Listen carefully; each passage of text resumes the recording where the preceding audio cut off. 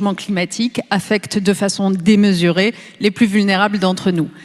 Les pays les plus pauvres, et même au sein des pays riches, les plus pauvres d'entre nous. Donc en fait, c'est ça le sujet, c'est comment est-ce que on trouve une solution pour aller vers l'adaptation, l'atténuation et l'adaptation au changement climatique, qui tiennent compte du fait que tout le monde n'a pas contribué de la même façon à ce changement climatique par le biais des émissions de gaz à effet de serre, et que tout le monde n'a pas de la même façon besoin d'être accompagné aujourd'hui. Or, si on prend les pays les plus vulnérables, c'est clair que, enfin, je veux dire, il n'y a pas besoin de revenir sur des chiffres. On le voit tous les jours. Les conséquences, le chaos climatique, c'est d'abord dans ces pays-là qu'il se fait ressentir. Alors même que c'est les moins contributeurs. L'Afrique tout entière, c'est 4% d'émissions de gaz à effet de serre.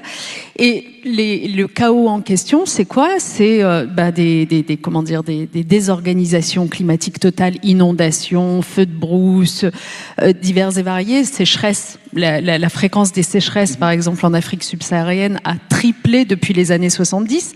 Et quand on dit sécheresse, parce que du coup, on ne voit pas ce qui se passe derrière, c'est des millions de têtes de bétail qui meurent dans les pays concernés. C'était le cas l'été dernier, l'été d'avant, en Éthiopie, en Somalie, au Kenya. Donc, c'est des têtes de bétail, c'est évidemment les personnes elles-mêmes. Il y a eu en Somalie un mort toutes les 40 secondes du fait de la sécheresse, il y a 2 étés de cela. Enfin, c'est hallucinant, les effets très concrets. Et puis, c'est une insécurité alimentaire, puisqu'on n'a plus accès à ce qu'il faut. La sécheresse, c'est l'impossibilité d'accéder à de l'eau potable. C'est des déplacements de population, il ne faut pas s'en étonner. On va peut-être parler tout à l'heure de la question des réfugiés. Et c'est aussi des conflits, parce que tout ça nourrit énormément de conflits. Donc les conséquences, on les voit très concrètement, c'est là-bas qu'elles se font ressentir. Et la question qui se pose, avant de se poser le sujet du mode de développement de ces pays, c'est comment est-ce que très vite on vient en aide.